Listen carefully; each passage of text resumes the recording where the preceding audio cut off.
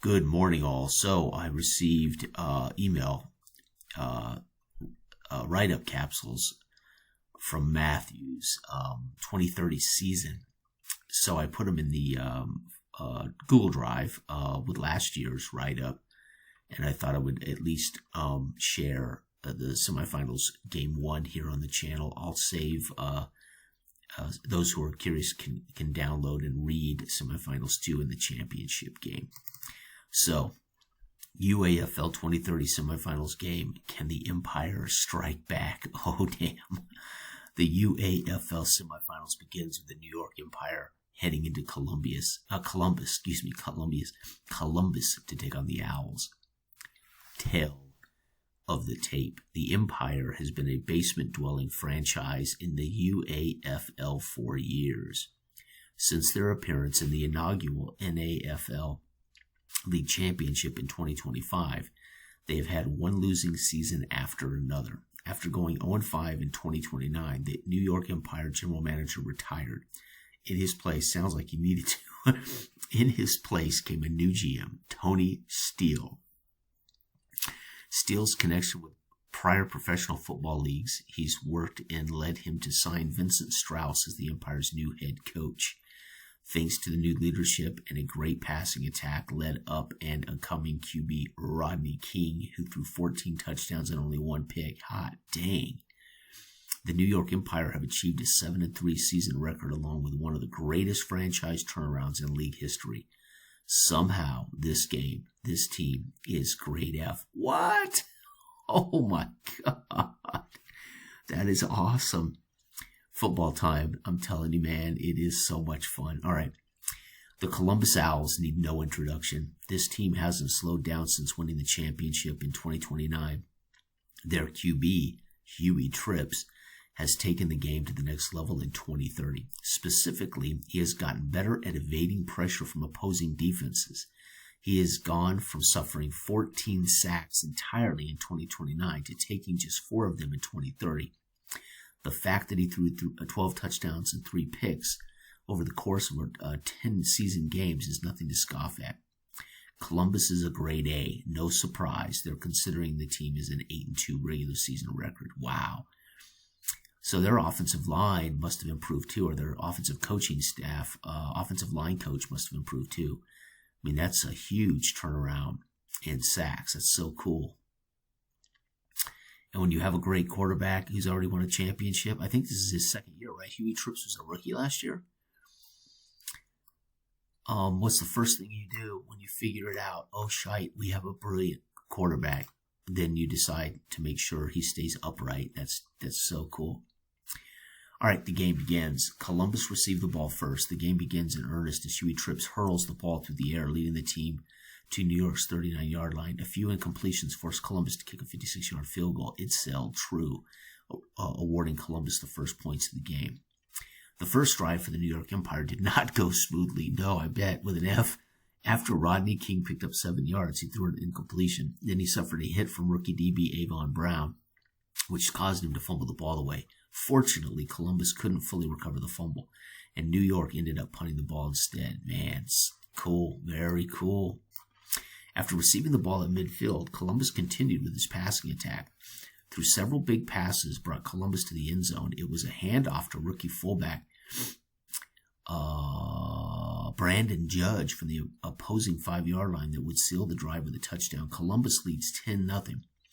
New York would try to run the ball, and while they picked up one first down, they couldn't make it out of their own territory. New York starts the second quarter with a punt. Columbus starts the following drive with an 8-yard pickup by Andre Slayton. However, New York linebacker Michael Myers, I see you. I can't think of the theme of that film. I'm assuming that's the Michael Myers. Maybe I'm wrong. Put a stop to the advance with a tackle for loss, followed by a sack. Columbus punts the ball back. New York manages some small gains, but is once again unable to get the ball past midfield. Welcome to having an F, man. Forcing another punt. Andre Slayton secures another 7-yard gain on the ground, and this one does not go to waste. After a pass to Vance Joseph, That's the defensive coordinator coach of the Broncos, I think, Vance Joseph. The name, anyway. To pick up a first down, Huey Trips hurls a 60-yard bomb. And Huey Trips is probably a reference to something in pop culture that I'm not aware of, too. I think I'm recognizing some of these references to pop culture. But I could be wrong, right? Huey Trips hurls a 60-yard bomb to receiver Miles Prower, scoring another touchdown. Columbus whooping New York 17-0, as the gambling pundits would have predicted. New York tried to respond, but after E.J. McClellan's run for 9 yards, the Columbus defense clamps down. On third down, Columbus, Drew Mitchell sacks Rodney King. Oh, no. Rodney King. Oh, my God. I just realized who this is referring to, I believe. Oh, my God. This leads to a 4th and 12, along with another New York punt. Columbus scores another 56-yard field goal, effectively ending the first half of play with a 20-0 lead over New York. Well, at least you don't have Rodney King playing in Los Angeles. If this is what I think it's referring to. Oh my God. You have to be older, and you have to be pop culture literate to maybe understand where some of these are coming from. Again, they could just be sheer coincidence, right? A matter of fact, I should probably have a disclaimer. Any names used in this video or these documents are merely coincidental.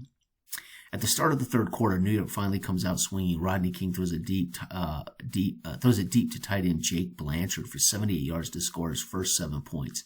Columbus responds in kind with a touchdown of their own, thanks to a nice 69-yard bomb to Miles Prower. New York receives the kickoff and immediately fumbles the ball away. Botched handoff to McClellan. Columbus converts that turnover. It is now 34-7, and Brandon Judge has scored 2 touchdowns. Again, the pundits that would have set the line for this game, A versus F, probably would have been a 20-point, maybe 14 to 17 point. Gamblers don't like to pick huge point, but there has been such a thing as 14. The line will be 14, sometimes even as high as 18. I think we've had some Super Bowls that were 14 to 18 lines. Columbus, though, absolutely spanking New York. But New York is to be proud of the turnaround, no matter what. New York attempts another drive. After passing it to Samuel Martinez for a first down, Rodney King is sacked for the third time this game by Columbus DL Leo Walker. A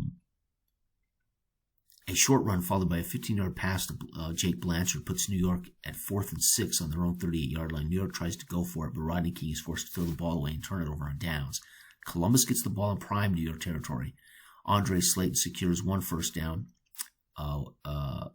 thanks to a 10-yard run. Columbus couldn't gain much afterward and ultimately settles for a 41-yard field goal. New York tries to get the ground game going once again, but their running backs get stuffed. On 4th and 7, New York goes for it again, only for fullback Tom Adamo to be tackled behind the line for a loss of 2. Columbus manages a few short passes to end their third quarter. They would get another touchdown at the start of the fourth quarter thanks to short pass to Brandon Judge. Wow, Judge had a game. The score 44-7 in favor of Columbus. On the ensuing kickoff, New York return man Xavier Wilson rumbles. Oh, New York, good job. 98 yards to score New York's second touchdown of the game.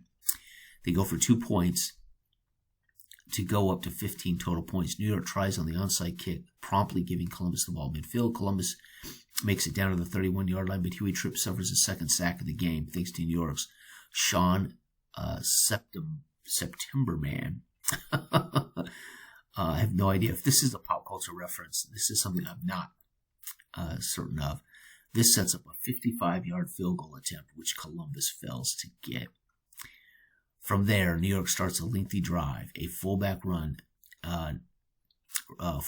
net New York a few first downs. And on the 12th play of the drive, Tom Adamo would run it into the end zone for a touchdown, they would get another 2-point conversion to put the score at 44-23. Gosh, dog, New York. New York goes for another onside to take the ball back. This time they succeeded, and 3 plays later, Rodney King throws a 51-yard bomb to Calvin Daniels for a touchdown. After the 2-point conversion, New York would be down by only 13. What the hell? New York would try for a third onside kick, but a third time would not be the charm. Columbus receives the kick, and they would run the clock out there. Columbus wins 44-31. Wow, what a game.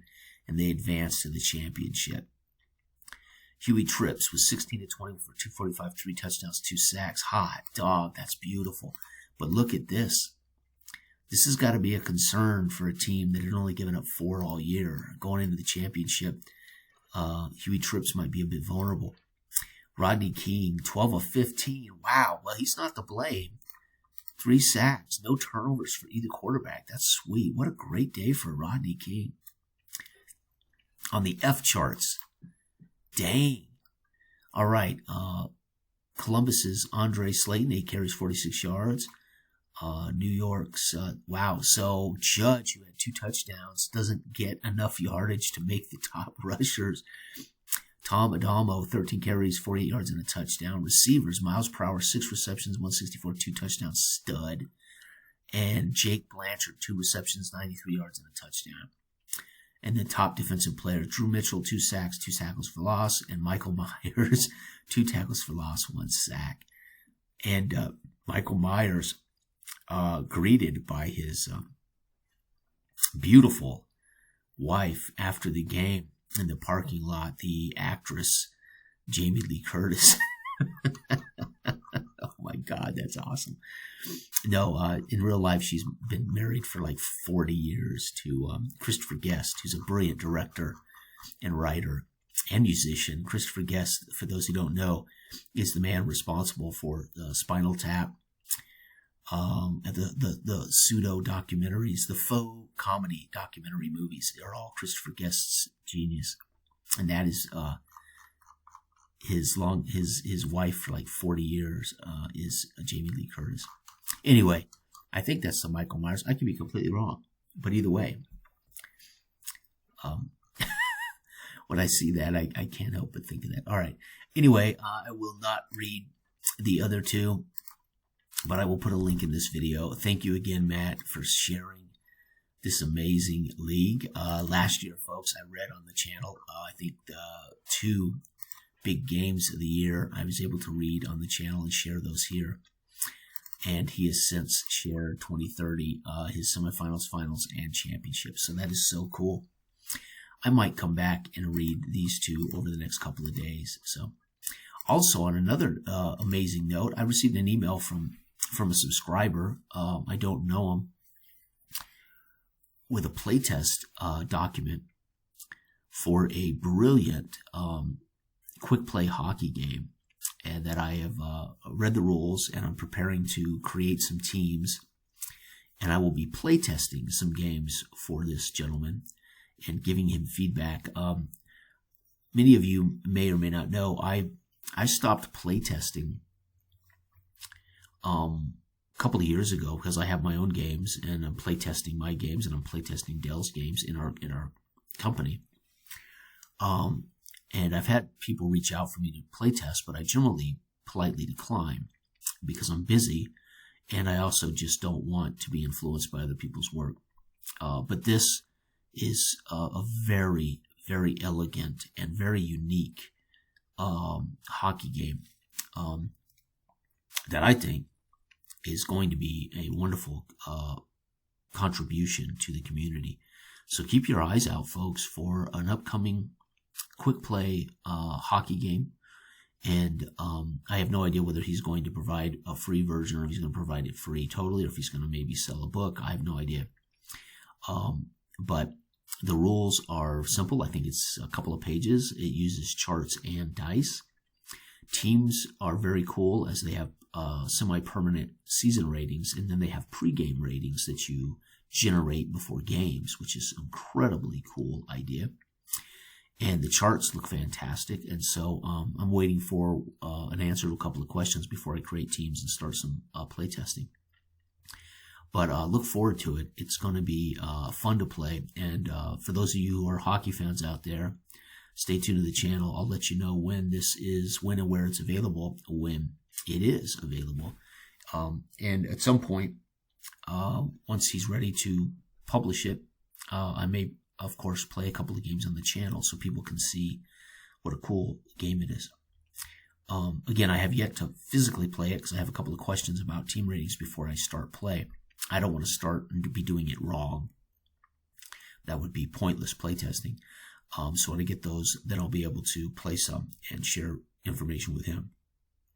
But if I'm reading the rules right, and which I am, but I mean, I don't know exactly how he means to rate the teams.